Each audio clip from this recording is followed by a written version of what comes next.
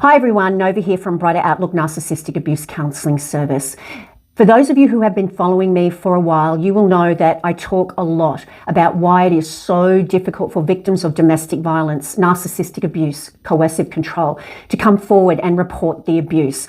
A number of factors play a part. The fact that there's a powerful trauma bond to their abuser and they find it so difficult to break that addiction, that trauma bond to their abuser, intimidation by their abuser, the fact that if they go and report it, they mightn't be believed, there mightn't be enough evidence, and then they have to go home with their abuser and suffer even more punishment for reporting. There are so many reasons why the victim doesn't come forward. But today, I'm going to focus on why it is even more difficult for a gay man to come forward and report the domestic violence they are experiencing in their relationship. Okay. In light of the horrific crimes that have taken place in the last week or so in Australia, where a beautiful gay couple, Jessie Baird and Luke Davies, lost their lives to a horrific crime of domestic violence, where they were, and I'm going to use the word allegedly, just to make sure I don't affect any court outcomes, but they were allegedly murdered by a gay police officer. Now, there's been some information in the media about a build-up of predatory behaviours from this alleged murderer prior to Jessie and Luke losing their lives.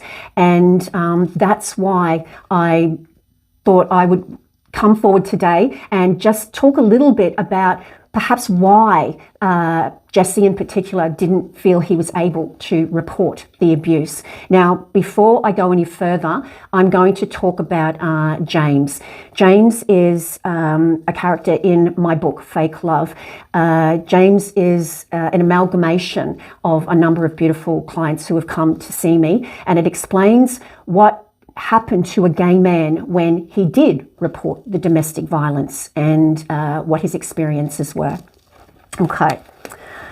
James's story illustrates another difficulty that men face in being recognised as victims of narcissistic abuse and domestic violence, and the subsequent lack of support. Domestic violence in all its forms is viewed by society as a heterosexual issue. James supported this notion when he told me of a time that his partner, Matteo, had slapped him in the face, leaving a red mark under his eye. This was not the first time Matteo had physically assaulted him. It had happened numerous times before. But it was the first time that James worked up enough courage to report it at his local police station. The memory of that incident was etched on his brain, not because of the assault, but because of the reactions of the police. Their whole demeanour told him they were not taking him seriously, and it was obvious the officers were somewhat amused by James's injury, which they described as needing a magnifying glass to see. James felt humiliated and totally unseen and unheard when an officer said, "I'm sure you blokes will sort it out," and promptly left him to attend to someone else. The issue that resonated for me in James's experience was this: men are typically viewed as the aggressor in an intimate relationship, and if you're a man, it's expected that you should be able to defend yourself and sort things out. The old boys will be boys adage rings true, as domestic violence occurring in the context of two men is scoffed at when viewed through the lens of heterosexuality. The premise is that man on man is a fair fight. The abuse is regarded as mutual, and it is assumed that two men have an equal ability to defend themselves. Here, I'll reiterate that mutual abuse is a myth in the context of domestic violence and narcissistic abuse. There is always a power imbalance in these toxic relationships with only one abuser and a victim who reacts to the intentional abuse.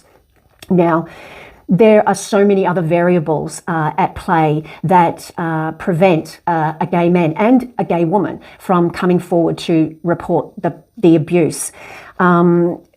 Society deems that a man should be able to defend himself. So if your abuser is a man, you're not going to be given the same credence that you would if the victim was a woman. So it seems that gay men have even less chance of being believed or accessing support if their abuser is a man and they're considered to be on the same level, and it's considered to be mutual abuse.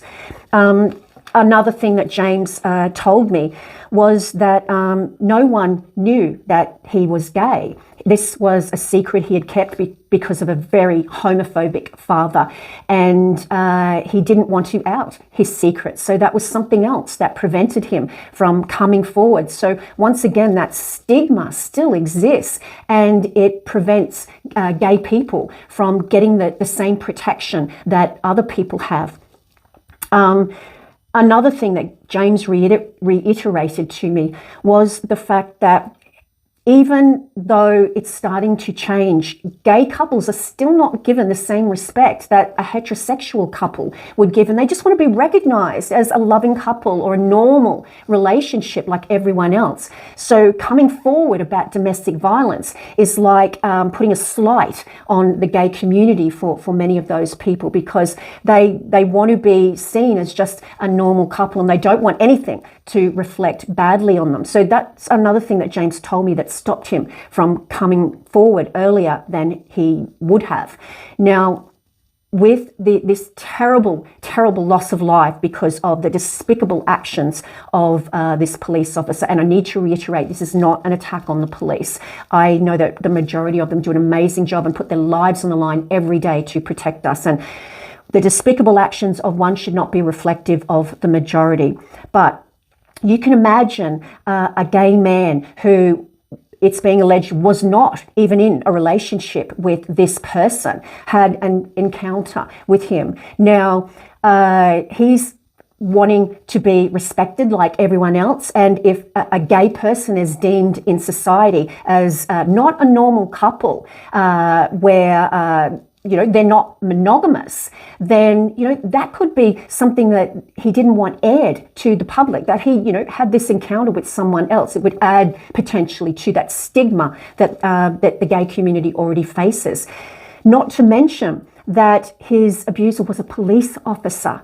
Now, if you're anyone reporting the abuse and your abuser is a police officer, you're essentially going to be reporting it to their friends. How are you going to feel protected if you're a man where there's psychological and emotional abuse and no physical abuse, but take it one step further, you're a gay man whose abuser is another man, there's no physical abuse, and you feel he will be protected by his friends and his peers. These are just some of the things that make it so difficult for a gay person to come forward and report the abuse, to be believed. And if people don't come forward, then there's going to be less support services for them. We really, really need to educate first responders and legislators around the danger that faces the gay community, because they are forced back into the arms of their abuser because of that powerful trauma bond, or like Jesse, you're stalked, you're allegedly stalked and harassed from a distance, and you don't feel like you can come forward because of societal stigma and stereotypes. Now, I just wanted to, let Jesse and Luke's family know that I know it sounds trivial, that my heart is breaking for you. My thoughts and my prayers are with you at this terrible, terrible time. Not only am I a counsellor to victims of domestic violence and narcissistic abuse, but I'm also the very proud mum of a gay son. And I want to make sure that everyone in the gay community has the same protection and support that any other person in our society does. And once again, I just want you to know that my heart is breaking for you, and I'm wishing you all the love and best wishes in the world to try and get through this terrible, terrible time at the loss of your loved one.